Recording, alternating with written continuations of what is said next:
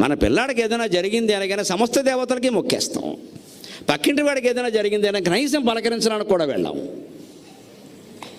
వాళ్ళ పిల్లాడు మనకెందుకు, పైగా వాడు పొగరబోతు, మనవాడు షుగర్బోతు. ఇక్కడ వాడికి పేరెట్టేస్తామండి, ఇది వాడు పరాయి వాడు, అదొక్కటే దోషం. బాలుడు అనుకుంటే ఇద్దరు ఒకటే, మనవాడి వయసు వాడి వయసు ఒకటే. ఇద్దరు దెబ్బలాడుకున్నారు, ఏది ధర్మమో అదే చెప్పాలి. లేదు, మనవాడు వైపే మాట్లాడతాం. మనవాడికి వ్యసనం పట్టింది, చెడిపోయాడు, మా వాడు చెడిపోయాడు అని స్పష్టంగా అంగీకరించమండి. మనవాడు మంచివాడే, పక్కవాడు జరగొట్టాడు, వాళ్ళ అమ్మ కూడా అదే మాట అంటుంది. ఇప్పుడు ఎవరు అయ్యాలి కమిషన్? ఇక్కడ ఎంక్వైరీ.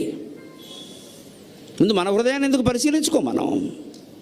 ఆ పరిశీలన కోసం స్తోత్రాలు, నామాలు. ఉన్న మమకారాన్ని తగ్గించుకోండి, సుఖంగా ఉంటారు. అహంకారము తగ్గించుకోండి,